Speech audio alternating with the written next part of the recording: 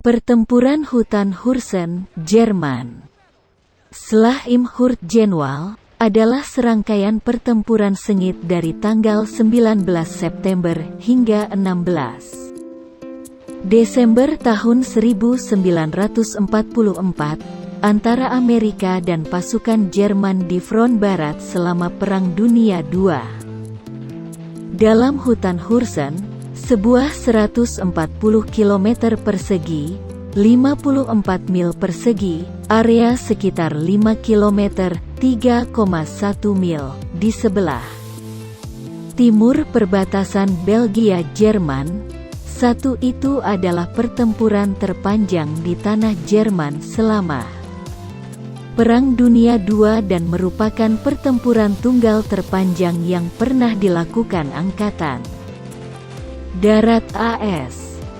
Tujuan awal Komandan AS adalah untuk menangkap pasukan Jerman di daerah tersebut untuk mencegah mereka memperkuat garis depan yang lebih jauh ke utara di pertempuran Aachen, di mana pasukan AS berperang melawan garis Siegfried, jaringan kota industri dan desa berbenteng, berbintik-bintik dengan kotak obat, jebakan tangki, dan ladang ranjau. Mungkin tujuan sekundernya adalah mengepung garis depan. Kutipan.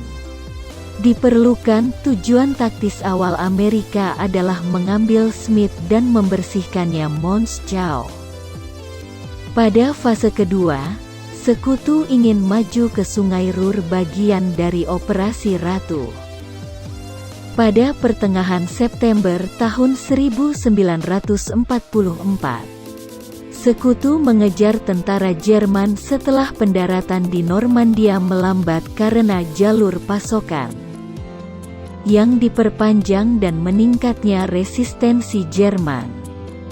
Sasaran strategis berikutnya adalah naik ke Sungai Rin sepanjang-panjangnya dan bersiap untuk menyeberanginya. Courtney Hodges, tentara pertama, mengalami perlawanan keras yang mendorong melalui celah Aachen dan merasakan potensi ancaman dari pasukan musuh yang menggunakan hutan Hursen sebagai pangkalan. Itu divisi infanteri pertama AS tiba pada awal Oktober, bergabung dengan elemen Korps 19 dan Korps 7 yang mengelilingi Aachen. Meskipun divisi infanteri pertama menyerukan penyerahan garnisun Jerman di kota, Komandan Jerman Oberst Gerhard Wilk menolak untuk menyerah sampai tanggal 22 Oktober. Sekutu juga berpikir bahwa ancaman yang ditimbulkan oleh bendungan Ruhr perlu dihilangkan. Air yang tersimpan dapat dilepaskan oleh Jerman, membanjiri kekuatan apapun yang beroperasi di hilir. Dalam pandangan para komandan Amerika, Bradley, Hodge, dan Collins, jalur langsung menuju bendungan adalah melalui hutan. Hutan Hursen menempati area terjal di antara Ruhr River dan Aachen. Pada musim gugur dan awal musim dingin tahun 1944, cuaca dingin, basah, dan berawan, dan sering menghalangi dukungan udara. Selain cuaca yang buruk, hutan lebat dan medan yang berat juga menghalangi penggunaan superioritas udara sekutu, yang mengalami kesulitan besar dalam menemukan target apapun. Hutan konifer yang lebat dihancurkan oleh beberapa jalan, rel, dan sekat api. Pergerakan kendaraan dibatasi. Kondisi di darat menjadi rawa berlumpur yang semakin menghambat lalu lintas kendaraan, terutama kendaraan berat seperti tank. Para pembela Jerman telah mempersiapkan area dengan blokade improvisasi, ladang ranjau, kawat berduri, dan jebakan, tersembunyi oleh lumpur dan salju. Ada juga banyak bunker beton di daerah tersebut. Sebagian besar milik pertahanan yang dalam garis Siegfried, yang juga merupakan pusat perlawanan. Hutan lebat memungkinkan infiltrasi dan serangan mengapit, dan terkadang sulit untuk membangun garis depan atau untuk yakin bahwa suatu daerah telah dibersihkan dari musuh. Sedikitnya rute dan pembukaan hutan di hutan juga memungkinkan tim senapan mesin, mortir, dan artileri Jerman mengatur jarak senjata dan menembak secara akurat. Keuntungan Amerika dalam jumlah setinggi 5:1, baju besi, mobilitas, dan dukungan udara dengan demikian sangat berkurang oleh cuaca dan medan. Di hutan, jumlah pembela yang ditentukan dan dipersiapkan secara relatif kecil bisa sangat efektif untuk memperburuk masalah ketika divisi Amerika memakan korban. Pengganti yang tidak berpengalaman harus dimasukkan langsung ke dalam pertempuran.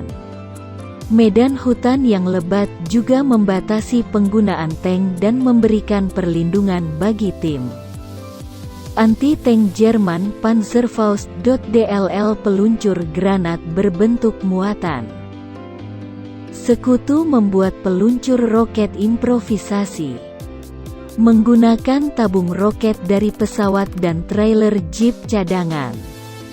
Kemudian dalam pertempuran, terbukti perlu meledakkan rute tank melalui hutan. Transportasi juga dibatasi oleh kurangnya rute pada saat kritis. Terbukti sulit untuk memperkuat atau memasok unit garis depan atau untuk mengevakuasi korban tewas dan terluka. Jerman dihambat oleh banyak kesulitan yang sama.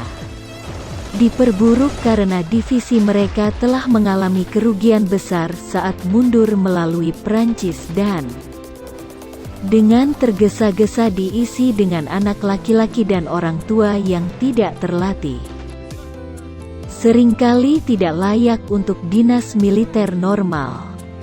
Transportasi juga menjadi masalah karena jalan yang sulit dan kurangnya truk serta bahan bakar. Sebagian besar perbekalan harus disalurkan ke garis depan. Meskipun demikian, meskipun jumlah pengganti yang kurang berpengalaman, pembela Jerman memiliki keuntungan karena komandan mereka dan banyak tentaranya telah bertempur selama bertahun-tahun dan telah mempelajari taktik yang diperlukan untuk bertempur secara efisien di musim dingin dan kawasan hutan, sedangkan Amerika seringkali baik-baik saja. Terlatih tapi tidak berpengalaman.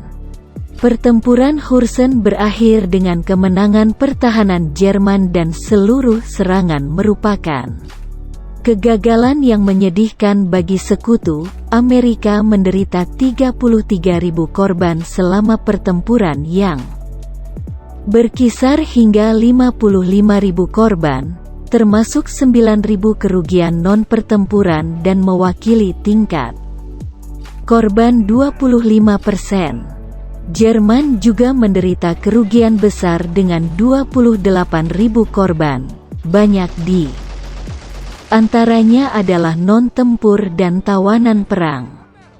Kejutan serangan Ardennes, Jerman menangkap pasukan sekutu lengah.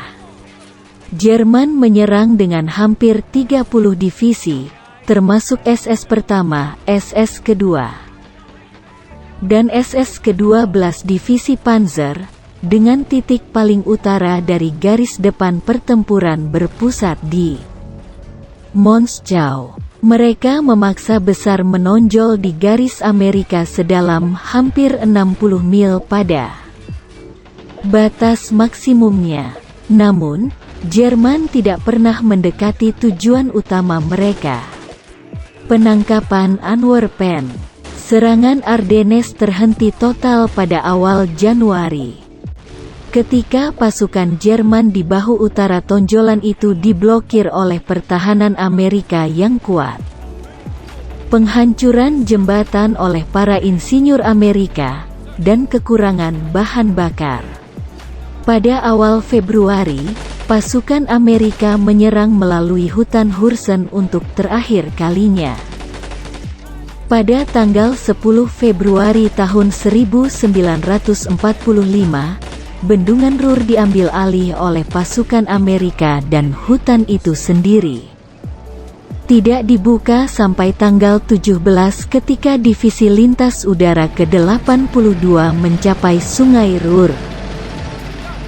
Dan begitulah akhir dari hutan Hurgen, pertempuran antara pihak sekutu dan Jerman. Akhir kata saya ucapkan terima kasih telah menonton dan berikan like, komen, serta share ke media sosial Anda. Apabila suka akan cerita ini, saya akan membuatnya lagi sebagai catatan. Jangan lupakan sejarah, karena sejarah adalah pembelajaran dari masa lampau.